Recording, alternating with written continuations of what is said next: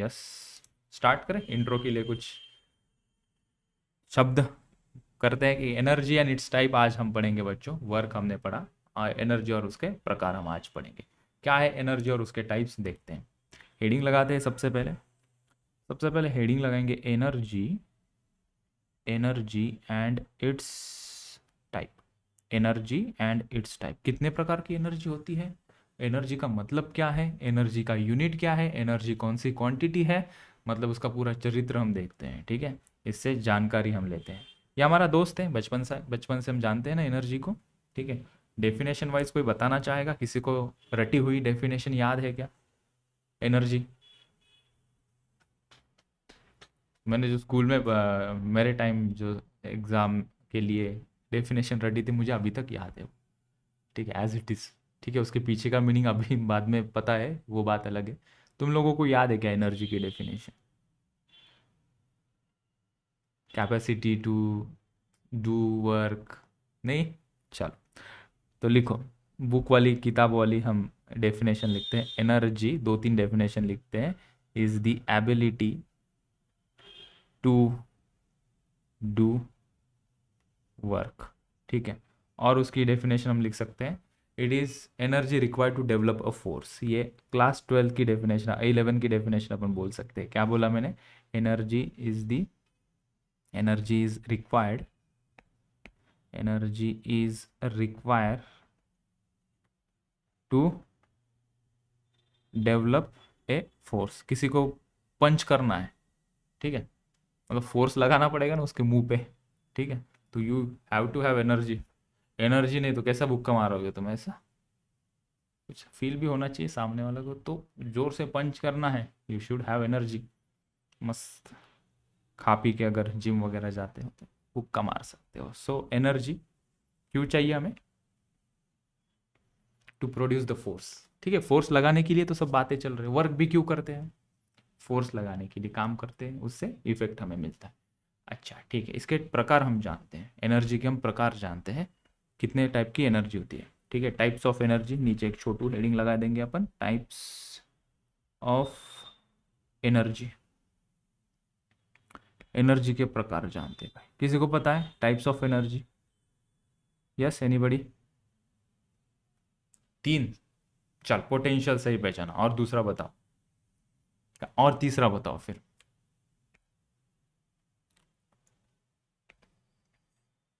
वैसे अब हम बहुत बोल सकते हैं, लेकिन अपने को स्पेसिफिक कौन से टाइप की एनर्जी चाहिए? Mechanical,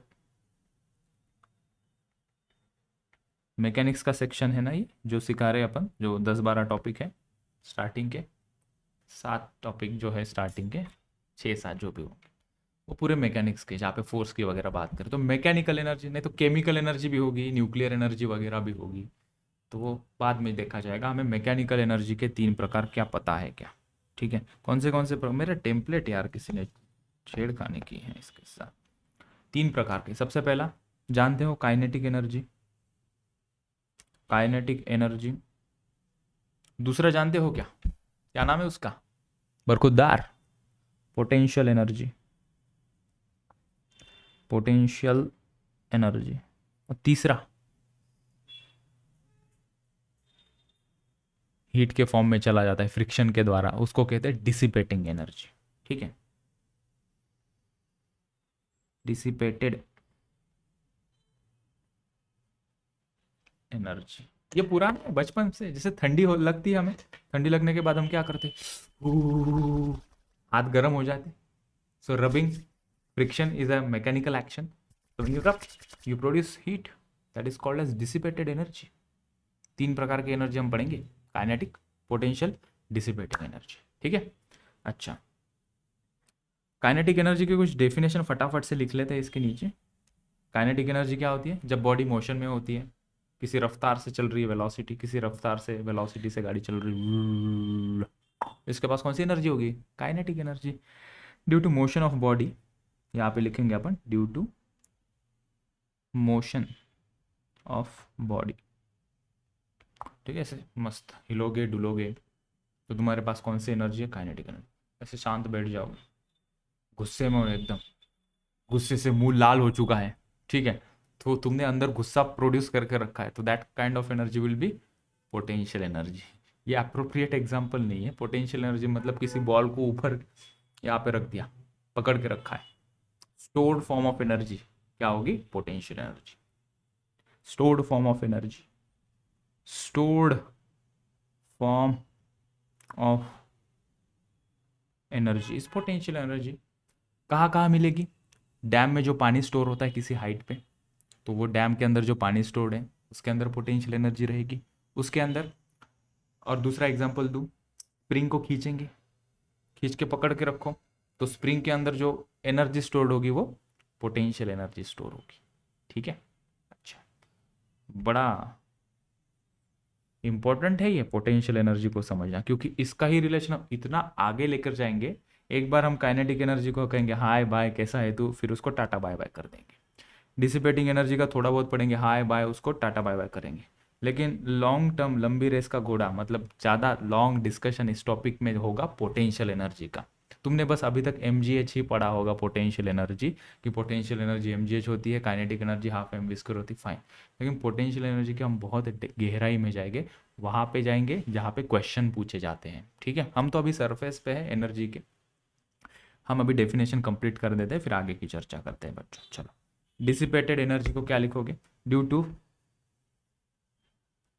friction, due to friction loss of energy जो होती है उसको हम कहते हैं LOSS। लॉस ऑफ एनर्जी जो होती है उसको हम कहते हैं फ्रिक्शनल।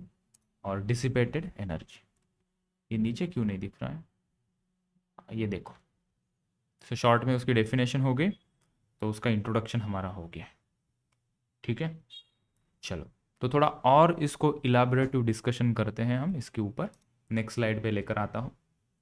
तो इसको सम अप करूँ तो इस स्लाइड का टेक अवे क्या है?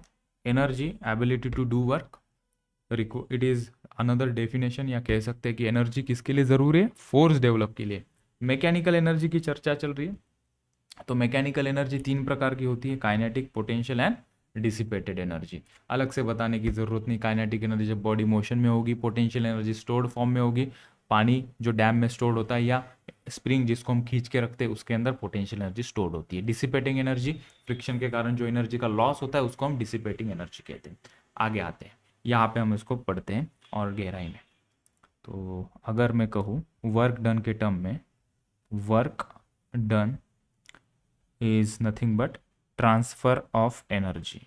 ट्रांसफ़र ऑफ एनर्जी, जब हमने वर्क डन की डेफिनेशन पढ़ी थी ऐसा ही लिखा था, ट्रांसफ़र ऑफ एनर्जी। मतलब वर्क डन और एनर्जी, एक चीज़ रिकॉल करते हैं कि हमने कहा था कि इन दोनों का यूनिट सेम है। ठीक है, इसका अगर यूनिट की बात करें, हम यूनिट की बात करें तो एनर्जी का यूनिट क्या है? जूल है। वर्क डन का भी यूनिट क्या है? जूल है। ठीक है, एक बात यहाँ से पकड़ के रखना, work done is nothing but transfer of energy. Energy होगी तभी काम होगा, काम करने के लिए एनर्जी लगेगी। ठीक है, खाओगे काम कर पाओगे, काम कब कर पाओगे? जब खाया होगा, वैसे वर्षा। ठीक है, अच्छा, तो हमने कहा था कि ये जो ट्रांसफर ऑफ एनर्जी है, वर्क डन जब करेंगे तो एनर्जी ट्रांसफर होगी। कैसे ट्रांसफर होगी? मान लो, सिंपल से एग्जांपल से समझो। ठीक है, ये ऑब्जेक्ट, कोई दूसरा ऑब्जेक्ट ले लूँ, ब्लैक, हाँ वाइट कलर का, ठीक है, ब्लैक कलर का चाहिए क्योंकि मैंने वाइट शर्ट पहना, उसके ऊपर दिखेगा नहीं। ठीक है, ये ऑब्जेक्ट है, ये ऑब्जेक्ट अभी रेस्ट में है, इसके ऊपर मैं वर्क डन करता हूँ, मतलब मैं एक्सटर्नल फोर्स लगाता हूँ। तो मैंने वर्क डन किया, तो मैंने एक्चुअली क्या किया? इस ऑब्जेक्ट के अंदर एनर्जी डेवलप की मैंने। कैसे डेवलप की? ट्रांसफ़र की मैंने एनर्जी। ये अभी रेस्ट पे था, कोई एनर्जी नहीं थी इसके पास, मैंने इसके ऊपर वर्क डन किया तो ये मूव कर रहा है। तो जब ये मूव करेगा मतलब जो एनर्जी में दे रहा हूँ उसको वो ट्रांसफ़र कर रहा है थ्रू इट्स मोशन, तो वो काइनेटिक एनर्जी उसकी हो जाएगी। इसके प्रकार जो हमने देखे थे, ट्रांसफ़र ऑफ एनर्जी 3 प्रकार से होती है हमने कहा था, उसको हम फिर से दोबारा लिखते हैं। और कुछ दूसरी बात मैं कह रहा हूँ, रिपीट नहीं कर रहा हूँ, दूसरी बात समझो। Regarding kinetic energy, regarding kinetic energy, transfer of energy, body जब मोशन में आएगी, काइनेटिक एनर्जी, मुझे उसका फॉर्मूला बताओ बस। फॉर्मूला मुझे यहाँ पे लिखना है, काइनेटिक एनर्जी का क्या फॉर्मूला होता है? हाफ m बचा हुआ v²। ठीक है, तो हम लिखेंगे हाफ m v²। दूसरे कलर से लिखते हैं, इस पेज में मैं फॉर्मूले बताने की कोशिश कर रहा हूँ बच्चों। तो let's write half M V square, ठीक है। Potential energy on the other hand, potential energy on the other hand, उसको हमें बताना पड़ेगा। काइनेटिक एनर्जी एक ही प्रकार की होती है, ठीक है, अलग अलग प्रकार की काइनेटिक एनर्जी नहीं होती। काइनेटिक एनर्जी मतलब काइनेटिक एनर्जी, किसी पार्टिकल की, किसी इलेक्ट्रॉन की, बड़े ऑब्जेक्ट की, किसी के भी kinetic energy half M V square. Potential energy on the other hand, इस टॉपिक में अपन देखेंगे पोटेंशियल एनर्जी दो प्रकार की होगी। एक होगी ग्रेविटेशनल पोटेंशियल, जो एमजीएच वाला फॉर्मूला तुम्हें पता है ना, वो है ग्रेविटेशनल पोटेंशियल एनर्जी, ठीक है। तो यहाँ पे हम लिखेंगे ग्रेविटेशनल पोटेंशियल एनर्जी, ग्रेविटेशनल, थोड़ा जूम करके लिखता हूँ, दिखेगा भी, ग्रेविटेशनल पोटेंशियल एनर्जी। और जो दूसरी होती है, दूसरी का नाम होता है स्प्रिंग वाली, तो उसको क्या कहेंगे हम, हाँ, स्टोर्ड स्प्रिंग, स्टोर्ड एनर्जी, या energy stored in the spring, ठीक है, energy stored in the spring, ऐसा लिखते हैं। चल, potential energy stored in the spring, ये दो हम पढ़ेंगे इस टॉपिक में। ऑलरेडी हमें पता है, स्प्रिंग का हमने पढ़ा था, कौन से टॉपिक में पढ़ा था हमने, stored in the spring, potential energy stored in the spring कौन से टॉपिक में पढ़ा था, एनएलएम में पढ़ा था, ठीक है। ग्रेविटेशनल पोटेंशियल एनर्जी तुम बचपन से पढ़ते आ रहे हो, ग्रेविटेशन पढ़ेंगे तब और उसको अच्छे से पढ़ेंगे, ठीक है। अच्छे से मतलब यहाँ पे भी अच्छे से ही पढ़ेंगे हम, लेकिन वहाँ पे प्रूफ के साथ पढ़ेंगे। तो यहाँ पे जो पोटेंशियल एनर्जी का फॉर्मूला होता है वो सबको पता है, वो होता है mgh। पोटेंशियल एनर्जी मतलब mgh, किसी बॉल को ऊपर फेंका, मैक्सिमम हाइट पे पहुंचा, तो यहाँ पे उसके पास पोटेंशियल एनर्जी मैक्सिमम है, काइनेटिक एनर्जी 0 है। फिर नीचे आएगा, पोटेंशियल एनर्जी कम होती जाएगी, वही काइनेटिक एनर्जी में रूपांतरित होती जाएगी। तो पोटेंशियल एनर्जी mgh, हमें बस फॉर्मूला यहाँ से निकालना है और इसको फिर आगे डिटेल डिस्कस करना है। काइनेटिक एनर्जी मिल गई हमें half M V square. Potential energy क्या फॉर्मूला हुआ करता था, स्प्रिंग के अंदर जो पोटेंशियल एनर्जी स्टोर्ड होती है, क्या फॉर्मूला है उसका, याद करो और बताओ। सर आप भी क्या, इस टॉपिक का हमें कुछ पता नहीं, पिछले टॉपिक का क्या पूछते हैं। हाफ के एक्स स्क्वायर, क्या है फॉर्मूला, हाफ के एक्स स्क्वायर, ठीक है। के क्या है सर, फिर से वही बात, हमें याद नहीं क्या कांस्टेंट, हाँ कांस्टेंट, लेकिन कुछ स्पेसिफिक कांस्टेंट, स्प्रिंग कांस्टेंट। तो इसको अपन ने क्या नाम दिया था, ये है स्प्रिंग कांस्टेंट, ऑलराइट। तो ये सभी हमारे खिलाड़ी है, ये हमारी टीम है, इनको लेकर हम चलेंगे। एनर्जी के अंदर हम half M V square, potential energy और हाफ के X square. Now if you ask कि सर ये तीसरा वाला कौन है, तीसरा वाला dissipated energy, dissipated energy. So dissipated energy में फ्रिक्शन दिख रहा है ना, हाँ। सो डिसिपेटेड एनर्जी में हम फ्रिक्शन की बात करते हैं, तो फ्रिक्शन हीट प्रोड्यूस करता है, तो फ्रिक्शन का वर्क डन कितना होता है वो बस हम लिख लेंगे, तो मुझे डिसिपेटेड एनर्जी मिल जाएगी। ज़्यादा यूज़ तो नहीं होगी इतना ये, लेकिन म्यू एम जी एस, इसका अपन ये फॉर्मूला लिखते हैं।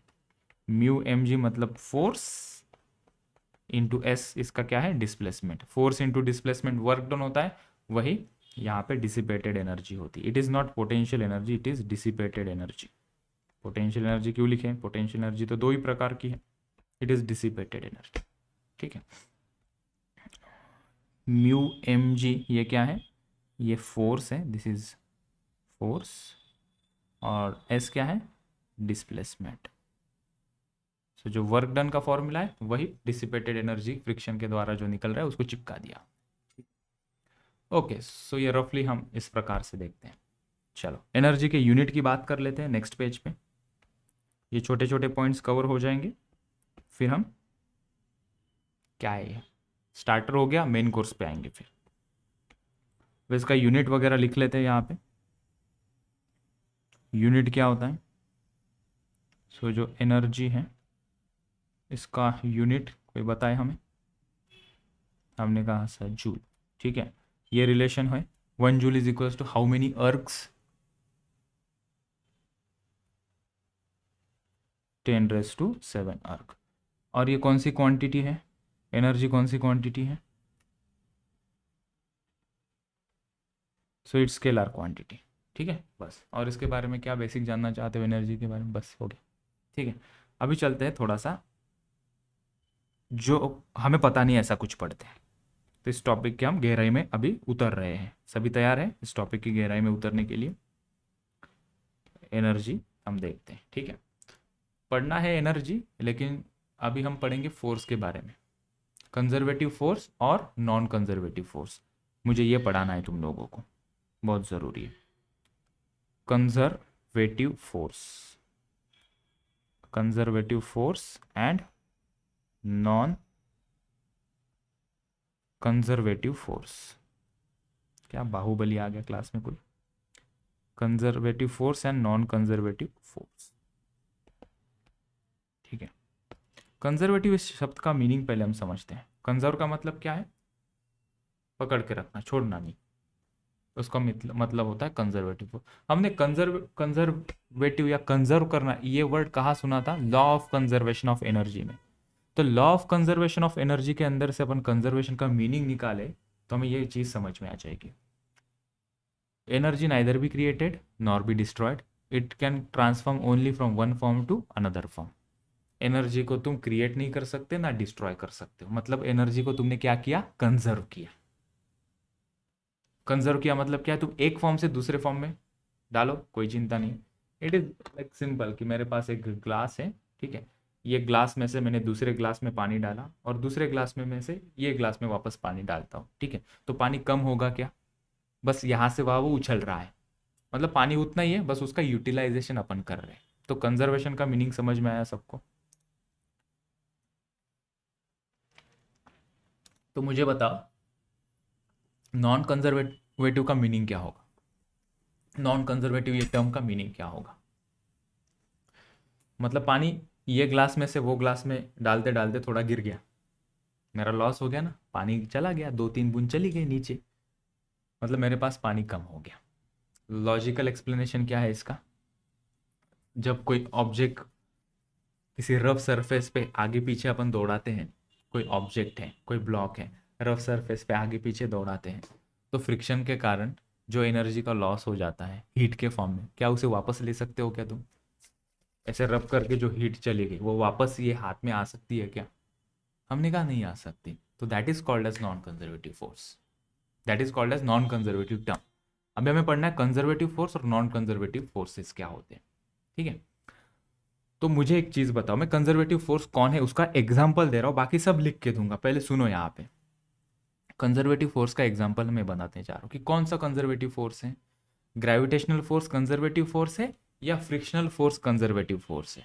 तो हमने देखा यार, थोड़ा लॉजिक लगाते हैं तो ग्रेविटेशनल फोर्स कंजर्वेटिव फोर्स लगता है और friction force non conservative force लगता है। Absolutely correct. Why gravitational force is conservative force उसको समझते हैं, ठीक है। ग्रेविटेशनल फोर्स कैसे एक्ट होता है देखो, सबने एक्सपीरियंस किया है। इस ऑब्जेक्ट को मैं ऊपर से छोड़ दूँ, नीचे आ गया। इस ऑब्जेक्ट को मैं ऊपर से वापस छोड़ दूँ, नीचे आ गया। मतलब ग्रेविटेशनल फोर्स इसके ऊपर लग रहा है, ठीक है। इसको इजीली छोड़ दोगे, ग्रेविटेशनल फोर्स उसको कहाँ लग रहा है? नीचे की तरफ लग रहा है। अच्छा, कितनी बार लगेगा? मैं 2 बार करता हूँ, 3 बार करता हूँ, ग्रेविटी मुझे फोन नहीं करेगी साहब आपने 3 से 4 बार इस ऑब्जेक्ट को नीचे फेंका, ग्रेविटेशनल फोर्स अब नहीं लगेगा, आज छुट्टी है। होता है क्या? संडे को किसी को एक्सपीरियंस किया क्या किसी ने संडे को कि आज ग्रेविटेशनल फोर्स ही नहीं लग रहा है, चला गया, छुट्टी पे चला गया ग्रेविटेशनल फोर्स? ऐसा एक्सपीरियंस किया है क्या कभी? नहीं। क्या ग्रेविटेशनल फोर्स कम होता है क्या कल जाके? क्या हम ऐसा करेंगे कि 10 बार हमने ऑब्जेक्ट को ऊपर से नीचे फेंका, ऐसे 10 बार ग्रेविटेशन कहेगी बस मेरी ताकत खत्म होगी अब ये ऊपर उड़ जाएगा? नहीं। सो मेनी टाइम्स कितने भी बार तुम ये करो तो ग्रेविटेशनल फोर्स लगेगा ही लगेगा। क्या ग्रेविटेशनल फोर्स कम होगा क्या तुम्हारे 10 बार ऐसे एक्शन करने से? नहीं। सो कैन वी से gravitational force is conservative force? Yes. तो हमें एक ही एग्जांपल लेकर चलना है कंजर्वेटिव फोर्स का, ग्रेविटेशनल फोर्स, ठीक है। नॉन कंजर्वेटिव फोर्स का क्या एग्जांपल होगा? Frictional force. अभी किसी ऑब्जेक्ट को अपन आगे पीछे मूव करेंगे, उससे जो फ्रिक्शन फोर्स प्रोड्यूस होगा, ठीक है। एक बार वो फ्रिक्शन लग गया पीछे की डायरेक्शन में, हम आगे चल रहे फ्रिक्शन पीछे की डायरेक्शन में लग रहा है, हम आगे चल रहे फ्रिक्शन पीछे लग रहा है, हम और आगे चल रहे फ्रिक्शन पीछे लग रहा है, ठीक है। हमने डायरेक्शन चेंज कर दिया ब्लॉक का, तो ब्लॉक को मैं यहाँ मूव कर रहा हूँ तो फ्रिक्शन वापस लग रहा है, अपोजिट डायरेक्शन में लग रहा है लेकिन ऐड होके लग रहा है, राइट। तो मेरे पास जो फ्रिक्शन है वो लॉस होने वाला फोर्स है, तो इसलिए हम इसको क्या कहते हैं, non conservative force. Simple word में उसे याद रखना है कि why friction force is non conservative force, because friction के कारण हमारे से सिस्टम के अंदर, अभी इस में सिस्टम क्या होगी, ये दोनों मेरे हाथ को सिस्टम मान लो, ये मैं रब कर रहा हूँ, यहाँ पे जो एनर्जी मैं क्रिएट कर रहा हूँ through the motion, through this kinetic energy of these two hand which is getting lost in the form of heat through the friction। तो फ्रिक्शन फोर्स एनर्जी को सिस्टम से निकाल बाहर करता है और वापस नहीं ला सकते, इसलिए अपन कहेंगे कि जो फोर्स एनर्जी को सिस्टम से बाहर निकाल फेंक करते हैं उन फोर्सेस को हम कहेंगे नॉन कंजर्वेटिव फोर्सेस। ठीक है, ये बात हमें अगर समझ में आई है तो हम इसके रिलेटेड ना कुछ पॉइंट्स लिखते हैं बच्चों। ठीक है, तो पहला पॉइंट हम लिखते हैं और पहला डिस्कशन अपन ओपन करते हैं। सबसे पहले will understand conservative forces.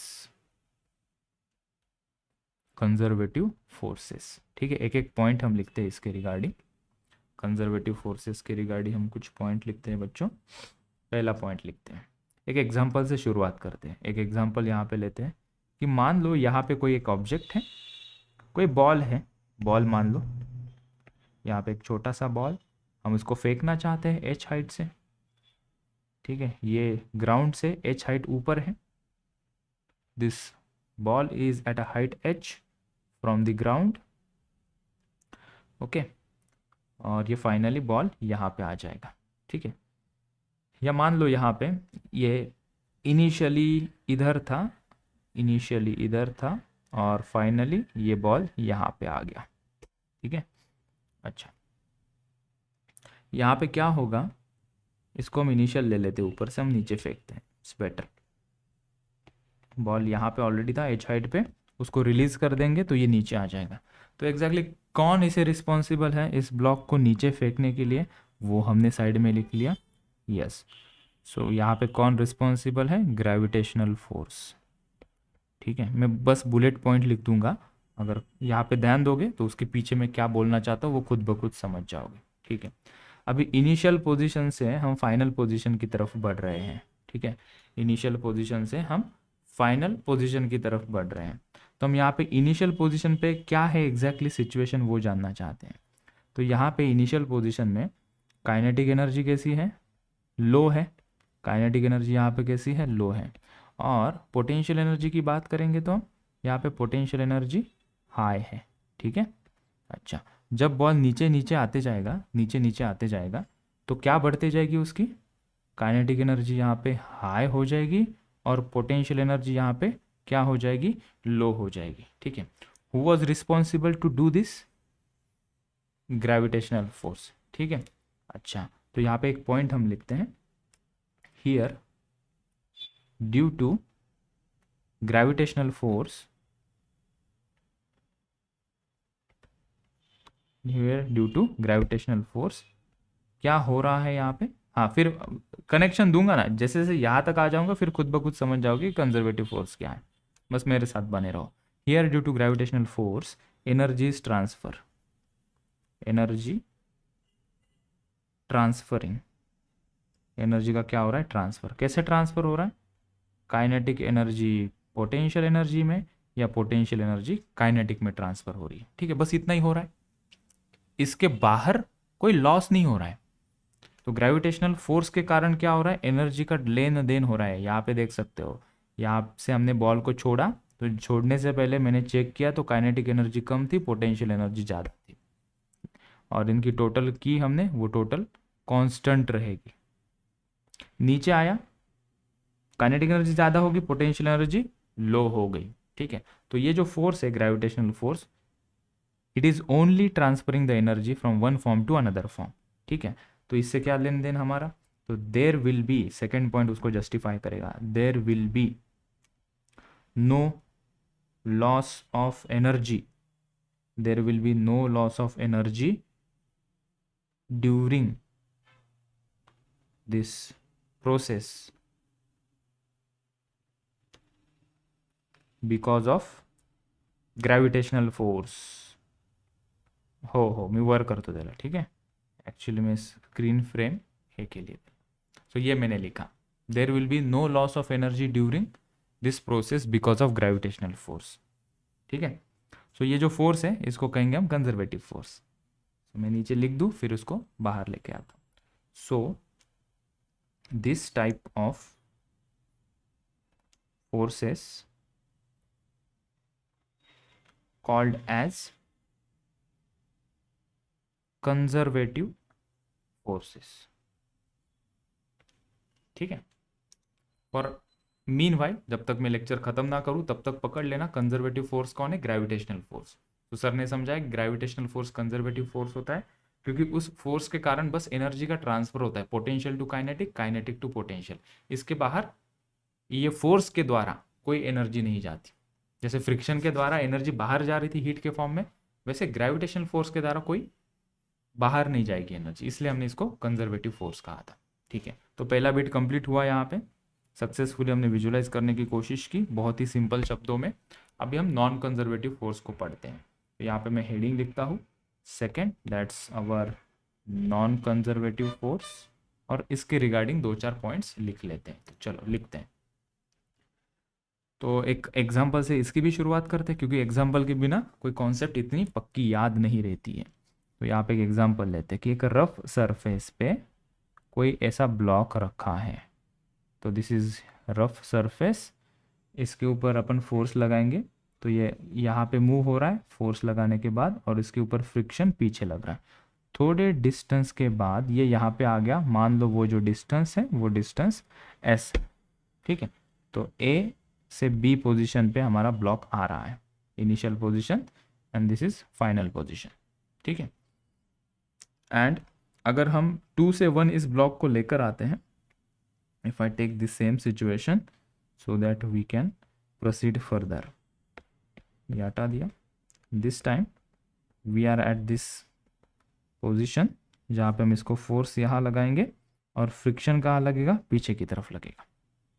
Okay, सो मैंने क्या किया, 1 से 2 बॉडी को मूव किया, फ्रिक्शन पीछे लग रहा है। 2 से जब मैं 1 बॉडी को लेकर आ रहा हूँ फिर भी फ्रिक्शन लग रहा है, और फ्रिक्शन से क्या हो रही है, दोनों सिचुएशन में एनर्जी क्रिएट हो रही है। सिंपल सा एक्सप्लेनेशन दूँ, ठीक है, जब मैं 1 से 2 लेकर जाऊँगा जो फ्रिक्शन के कारण हीट प्रोड्यूस होगी, अगर वही हीट वापस बॉडी में चली जाएगी जब मैं उसको 2 से 1 लेके आऊँगा, तब मैं फ्रिक्शन को कंजर्वेटिव फोर्स कहूँगा। लेकिन एक्चुअल में ऐसा होता है क्या, तुम यहाँ से 1 से उसे 2 लेके जाओ, रगड़ के लेके जाओ, गर्म हो जाएगा। ऐसा तो नहीं होगा 2 से वापस 1 पे लेके गए ठंडा हो गया। 1 से 2 लेकर आओगे गर्म हो गया, 2 से वापस 1 उसको रगड़ के लेके गए ठंडा हो गया, ऐसा तो नहीं होता। 1 से 2 लाओगे हीट प्रोड्यूस हुई, 2 से वापस 1 लेके जाओ, वापस हीट एक्स्ट्रा क्रिएट होगी, वो डिसिपेट हो रही है, चली जा रही है, टाटा बाय बाय गया। तो हम इसके लिए कहते हैं फ्रिक्शन फोर्स को नॉन कंजर्वेटिव फोर्स। पॉइंट लिखते हैं उसके रिगार्डिंग, द एनर्जी, यहाँ पे एग्जाम्पल हमने किसका लिया है, फ्रिक्शन फोर्स का। तो जो जिसका एग्जाम्पल है उसको डिफरेंट कलर से हम यहाँ दिखा देते हैं। So we will focus on this friction force is non conservative. ठीक है, now let's write the energy is getting lost from, ये कंप्लीट कॉन्सेप्ट है बेटा, इस कॉन्सेप्ट के ऊपर से आगे फिर क्वेश्चंस बनेंगे, तो कॉन्सेप्ट हम पहले बना रहे हैं। The energy is getting lost from the system and which can not retrieve back, retrieve का मतलब वापस नहीं ला सकते, retrieve back, those forces are called non conservative forces. ठीक है, तो वैसे बहुत सारे फोर्स होंगे लेकिन हमारे सिलेबस में majorly we will talk about friction force only as non conservative forces। ठीक है, इसका मतलब हमें 2-3 फोर्सेस के साथ ही खेलना है। कंजर्वेटिव में हम ग्रेविटेशन फोर्स की बात करेंगे, नॉन कंजर्वेटिव में हम फ्रिक्शन फोर्स के बारे में चर्चा करेंगे। ठीक है, चलो तो हम अभी एक बात करते हैं कि वर्क डन इन कंजर्वेटिव फोर्सेस क्या होता है। ये दोनों बात हमें समझ में आ गई, तो इन दोनों बातों से हम एक पॉइंट यहाँ पे डिफाइन करते हैं, वर्क डन। ठीक है, वर्क डन इन कंजर्वेटिव फोर्सेस हम डिफाइन करने जा रहे हैं। ठीक है, राइट। तो कंजर्वेटिव एनर्जी या कंजर्वेशन ऑफ एनर्जी उसके बाद आएगा। पहले हम पढ़ते हैं, पहला हम हेडिंग यहाँ पे लगा देते हैं बच्चों, वर्क डन इन कंजर्वेटिव फील्ड फोर्सेस। एक नया शब्द मैंने यहाँ पे इंट्रोड्यूस किया, फील्ड। ठीक है, ग्रेविटेशनल फील्ड के कारण ही एक फोर्स क्रिएट होता है, तो हम यहाँ पे ग्रेविटेशनल फोर्स को कंजर्वेटिव फील्ड फोर्स कहते हैं। ठीक है, वो तो कोई ऐसा आदमी नहीं है, ग्रेविटेशनल फोर्स ऐसा कोई आदमी नहीं कि इस ऑब्जेक्ट को पकड़ के नीचे खींच रहा है, ऐसा कोई हाथ निकल के आते हुए हमें दिख रहा है, या कोई ऐसी रस्सी स्पाइडरमैन जैसे से फेंक रहा है कोई और उसको खींच रहा है, नहीं। तो वो अद्भुत एक ताकत है जो हमें दिखती नहीं, तो उसको हम कहते हैं फील्ड। जैसे इलेक्ट्रिक फील्ड, मैग्नेटिक फील्ड, वैसे ग्रेविटेशनल फील्ड होती है। ठीक है, तो हम ग्रेविटेशनल फोर्स की जब बात करेंगे तो ये वर्ड हमें काफ़ी बार सुना ही पड़ेगा कि कंजर्वेटिव फील्ड फोर्स है, कुछ कंफ्यूज नहीं होना है हमें। ठीक है, एक पॉइंट हम यहाँ पे लिखते हैं कि एग्जाम्पल में यहाँ पे लेता हूँ, इस एग्जाम्पल में बहुत सारा मीनिंग छुपा हुआ है, समझो बात को। हम क्या करते हैं, हमारे पास एक ग्राउंड है, ये ग्राउंड है। ठीक है, कंजर्वेटिव फील्ड फोर्सेस के अंदर वर्क डन कैसे होता है, उसके बाद नॉन कंजर्वेटिव के अंदर क्या फर्क है वो समझना, यहाँ से हो सकता है क्वेश्चन आते हैं। ठीक है, किसी एम बॉल है मेरे पास, दिस इज बॉल, इनिशियली वो यहाँ पे है। ठीक है, मैं इसको फाइनली यहाँ लेके जाना चाहता हूँ, फाइनली ये बॉल यहाँ पे आ जाएगा। ठीक है, हम इसको 2-3 रास्तों से इनिशियल टू फाइनल लेकर जाएंगे। ठीक है, पहला रास्ता मैं देख लो एक बार, ये कलर विजिबल है, पहला रास्ता मैं इसको ऐसा यहाँ पे घुमा के लेकर जा रहा हूँ कि भाई साहब चलो ऐसे जाते इस बॉल को मैं यहाँ से यहाँ लेके जाता हूँ, ये पाथ से लेकर जाता हूँ, इधर से जा रहे हैं हम, ये ऐसा। ठीक है, this is path number 1, this is path number 1। ठीक है, कोई दूसरा पाथ है, यहाँ से डायरेक्टली यहाँ पे इस ब्लॉक को उठाया, सुपर क्या, इस ब्लॉक को इनिशियल पोजीशन से उठाया, सीधा फाइनल पोजीशन ऊपर लेके गया। This is path number 2। ठीक है, हमें क्वेश्चन ऐसा पूछते हैं, ये वर्क डन फ्रॉम, थोड़ा शॉर्ट लिखता हूँ, work done in path 1 and work done in path 2। मतलब जब मैं ऑब्जेक्ट को इस रास्ते से लेकर जाऊंगा और जब इस ऑब्जेक्ट को इस रास्ते से लेकर जाऊंगा, दोनों में वर्क डन सेम होगा या कुछ अंतर होगा, ये हमें चर्चा करनी है। ठीक है, वर्क डन किसके अगेंस्ट करना है, हमें ग्रेविटेशनल फोर्स के अगेंस्ट करना है। ग्रेविटी नीचे लग रही है, ग्रेविटी नहीं लगती तो ये अपने आप उड़ के चला जाता, ग्रेविटी के कारण ये यहाँ पे रेस्ट में है, तो इसको यहाँ से यहाँ मुझे लेकर आना पड़ेगा ना, किसके अगेंस्ट, ग्रेविटी के अगेंस्ट। तो उसको हम उठाऊंगा, मैं ऊपर लेके आऊँगा। ठीक है, तो यहाँ पे मैं कौन से फोर्स के अंदर हूँ, ग्रेविटेशनल फोर्स के अंदर हूँ, क्योंकि उसी के कारण तो मुझे फोर्स लगाना पड़ता है। ठीक है, और ग्रेविटेशनल फोर्स कौन सा फोर्स है, वो एक कंजर्वेटिव फोर्स है। ठीक है, तो जब हम कंजर्वेटिव फोर्स की बात करते हैं ना, तो इट डजेंट मैटर कि तुम उसको यहाँ से यहाँ लेकर आओ या यहाँ से यहाँ लेकर आओ, दोनों में वर्क डन सेम होगा। मान लेते हैं हम यहाँ से यहाँ ये जो डिस्टेंस है, यहाँ से यहाँ ये डिस्टेंस h है, in both the cases work done will be same. ठीक है, तो work done in path 1 will be equal to work done in path 2। Sir formula से हमें समझाओ ना। मान लो इसका मास m है और उसको h हाइट हमें ऊपर लेके जाना है, तो वर्क डन कितना होगा, mgh। तो यहाँ पे हम देखेंगे mg मतलब ये फोर्स हुआ, इनटू कितना हाइट ऊपर लेके जाना है, h, right. In this situation work done in second path, first path की मैं बात करूँ तो तुम कितना भी रास्ता कहीं से भी, तुम यहाँ से उस्मानपुरा, क्रांति चौक, कैनॉट, सिडको बिडको लेके तुम उसको यहाँ लेके रहो, फिर भी हम वर्क डन जब निकालेंगे तो उसका इनिशियल टू फाइनल पोजीशन का डिस्प्लेसमेंट ही लेंगे। ठीक है, तो हम लिखेंगे mgh होगा, और इस पाथ में भी क्या होगा, आंसर mgh ही होगा। ठीक है, एक पॉइंट हम एक कमेंट नीचे लिखते हैं, work done in conservative forces, work done in conservative forces are path independent, path independent, path independent. ठीक है, तुम कहीं से भी कौन सा भी रास्ता चुन सकते हो, लेकिन वर्क डन हम जब मेजर करेंगे तो इनिशियल टू फाइनल का हम शॉर्टकट वाला पाथ देखेंगे, वो जो डिस्प्लेसमेंट देखेंगे वही हमारा आंसर होगा। ठीक है, एक एग्जाम्पल और देता हूं ताकि तुम लोग इसको और अच्छे से समझो। Let me conclude this page. Work done in conservative field forces का मतलब क्या है? जैसे ग्रेविटेशनल फोर्स का जो वर्क डन होगा, कंजर्वेटिव फील्ड फोर्स कौन है? Gravitational force. Gravitational field force का जब हम वर्क डन फाइंड आउट करेंगे, कभी इस प्रकार की सिचुएशन हमें पूछेंगे कि बताओ जब बॉल को तुम इस रास्ते से लेकर जा रहे हो या तुम बॉल को इस रास्ते से लेकर जा रहे हो, तो दोनों सिचुएशन में वर्क डन सेम होगा। क्यों? क्योंकि work done by conservative forces are path independent, रास्ते के ऊपर वो डिपेंड नहीं करता। फिर किसके ऊपर डिपेंड करता है? Shortest distance between them. ठीक है, चलो और एक एग्जांपल मैं देता हूं। Let's take another example, example number 2 यहाँ पे लेते हैं, एग्जांपल नंबर 2। ठीक है, क्या एग्जांपल क्रिएट करें, क्या एग्जांपल क्रिएट?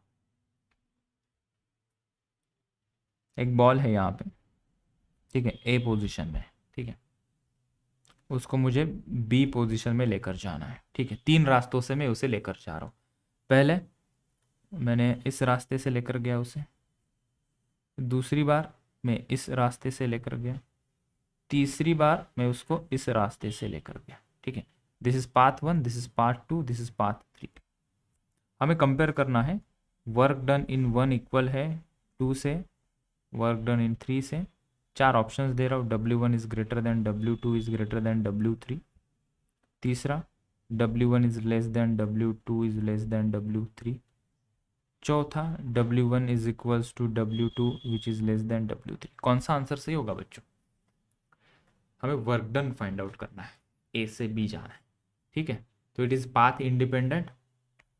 वर्क डन हमारा एक्सटर्नल फोर्स का, मैं उसे पुश करके लेकर जा रहा हूँ इस पाथ से, मैं इसको पुश करके इस पाथ से, मैं इसको पुश करके उसको इस पाथ से लेकर जा रहा हूँ। ठीक है, तो बताओ आंसर क्या होगा? Work done in all 3 cases will be equal, that is option A. ठीक है, तो work done is path independent, work done is path independent for conservative forces. ठीक है, कंजर्वेटिव फोर्सेस जब तक है तब तक ये पाथ इंडिपेंडेंट रहेगा। On the other hand if we talk about, on the other hand if we talk about non conservative forces, कुछ पेजेस हम ऐड कर ले पहले। ओके, दूसरा हम एग्जांपल लेते हैं नॉन कंजर्वेटिव फोर्सेस का। यही हेडिंग बस नॉन कंजर्वेटिव के लिए।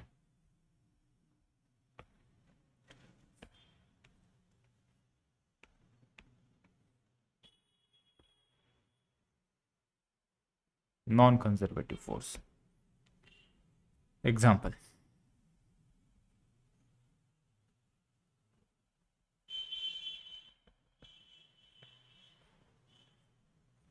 टू kg का ब्लॉक, म्यू की वैल्यू है 0.3। ठीक है, इसको हम ए पोजीशन से, इसको हम यहां से यहां डिस्प्लेस कर रहे हैं, दैट डिस्टेंस इज 4 मीटर। ठीक है, ए टू बी। क्वेश्चन सुनो, find work done by friction force from A to B and B to again A. ऐसा क्वेश्चन हमें पूछा है कि हमें बताओ ए से बी पे लेकर जाएंगे ब्लॉक को और बी से वापस उसको ए पे लेके आएंगे, क्या इसका आंसर जीरो होगा क्या? Work done by friction force A to B और बी से वापस उसको ए लेके आएंगे, क्या आंसर इसका जीरो होगा? नहीं, क्योंकि it is a non conservative force. अगर हम यार ऐसा कहते हैं कि कोई ऑब्जेक्ट है, इसको यहाँ से नीचे फेंका और नीचे से वापस उसको ऊपर फेंका, वन पोजीशन से टू पे लेके आए, टू से वापस थ्री पे लेके आए, तो यहाँ पे अपन वर्क डन कहेंगे जीरो, अगर वो कंजर्वेटिव फोर्स की बात करेंगे तो, राइट। यहाँ पे वैसा नहीं कह सकते, यहाँ पे एनर्जी हमेशा लॉस हो रही है, तो यहाँ पे total work done by friction force हम निकालेंगे, work done by friction force, ठीक है। तो वो क्या होगा, work done from A to B, A to B work done क्या होगा, force into displacement. Friction force क्या होता है, म्यू एम जी इंटू कितना डिस्टेंस लेके जा रहे हैं हम, 4। म्यू की वैल्यू कितनी है, माइनस देंगे अपोजिट साइड में, ठीक है। म्यू की वैल्यू है -0.3, एम की वैल्यू है 2, ये 10 और ये 4, ये कितना हो रहा है 624 -24 जूल, ठीक है। जब हम बी टू ए लेकर जाएंगे, work done from B to A, तभी भी क्या लिखेंगे हम, जब ब्लॉक इधर जाएगा तो फ्रिक्शन इधर लगेगा, आंसर भी वही आएगा ना, -μmg/4, मतलब work done from B to A जो आएगा वो भी कितना आएगा, -24 जूल, ठीक है। सो हमें टोटल वर्क डन जब हम पूछेंगे, टोटल वर्क डन पूछेंगे तो हम क्या करेंगे, इन दोनों को ऐड कर देंगे, WAB प्लस WBA कितना हो जाएगा, -24 कितना हो जाएगा ये, -48 जूल, ठीक है। तो हम यहाँ पे कहना क्या चाहते हैं, हम कहना ये चाहते हैं, मैं बीच में आ गया, हम कहना ये चाहते हैं यहाँ पे कि work done in non conservative force is always additive, हम ऐड करते चलेंगे। सर इसके मुकाबले का कंजर्वेटिव फोर्स का हमें कुछ एग्जाम्पल दे दो, ठीक है। ये एप्पल गेमिंग कौन है भाई, कोई भी बीच में आ जाता है, सब डन, अभी कोई ज्वाइन नहीं कर सकता, let's lock the meet, okay. चलते हैं, एक और एग्जांपल लेता हूँ जहाँ पे वर्क डन जीरो होगा, ऐसा कुछ एग्जांपल मैं बताता हूँ कंजर्वेटिव फोर्स का। एक एग्जांपल लो, एक ऐसा मेरे पास एग्जांपल है, ये बॉल है, 2 kg का बॉल है, ये ए पोजीशन पे था, अब इसको मैंने भेज दिया ग्राउंड पे बी पोजीशन पे, इनके बीच का डिस्टेंस है 2 मीटर, इनके बीच का डिस्टेंस कितना है, 2 मीटर है। तो मैंने कहा कि find work done against gravity from A to B, ऐसा लिखते हैं जैसे लास्ट क्वेश्चन को किया था वैसे मुझे बताना है, A to B and B to again A, ठीक है। तो यहाँ पे आंसर क्या होगा, यहाँ पे आंसर क्या दोगे, बोलो क्या आंसर दोगे यहाँ पे? यहाँ पे आंसर आएगा बच्चों जीरो। जब हम इसको ए से बी लेकर जाएंगे तो वर्क डन पॉजिटिव होगा, क्योंकि ग्रेविटी उसको नीचे खींचेगी, अपने आप नीचे आएगा। जब हम बी से इसको ए पे लेके आएंगे तो वर्क डन क्या होगा, नेगेटिव होगा। So work done from A to B, ये ए टू बी होगा, कितना होगा वो, mgh, mg कितना है, m कितना है 2, g कितना है 10, ये डिस्टेंस कितना है 2। So work done from A to B कितना होगा, 40 जूल्स, ठीक है। और दूसरा हम देखते हैं work done from B to A की बात करेंगे, ठीक है। ग्रेविटी कहाँ लग रही है, नीचे, डिस्प्लेसमेंट ऊपर हो रहा है, ग्रेविटी कहाँ लग रही है, नीचे। सो फोर्स और डिस्प्लेसमेंट के बीच में एंगल कितना, 90 डिग्री। सो यहाँ पे वर्क डन बाय ग्रेविटी होगा -40 जूल्स। तो अपन टोटल वर्क डन की बात करेंगे, work done from A to B and B to A, that is total work done. तो इन दोनों को ऐड कर देंगे अपन, दिख रहा है क्या पीछे मेरे, हाँ दोनों को ऐड कर देंगे। कितना होगा ये, 40 प्लस -40 कितना हो जाएगा ये, 0 जूल्स। तात्पर्य बताओ सर, जब हम ग्रेविटेशन फोर्स के राउंड ट्रिप की बात करते हैं A to B and B to A, answer 0 मिला। जब हम फ्रिक्शन फोर्स की बात कर रहे थे यहाँ पे तो हमारा आंसर आ रहा था -48 जूल। मतलब नॉन कंजर्वेटिव फोर्स में भले ही अपन सेम पॉइंट पे वापस आ जाए, आंसर जीरो नहीं आता वर्क डन का। कंजर्वेटिव फोर्स में सेम पॉइंट पे वापस आ जाओ, वर्क डन जीरो होता है। तो ये बेसिक अंतर है कंजर्वेटिव और नॉन कंजर्वेटिव फोर्स के बीच में। तो हमने आज फाउंडेशन बना दिया, यहाँ पे conservative forces non conservative forces देखे हमने। कल के लेक्चर में हम देखेंगे वर्क एनर्जी थ्योरम, बहुत ज़बरदस्त थ्योरम होगा, और 99% अगर इस टॉपिक से कहीं से क्वेश्चन पूछेगा तो वर्क एनर्जी से, क्योंकि वर्क एनर्जी ये अभी तक जो मैंने पढ़ा है उससे लिंक्ड है।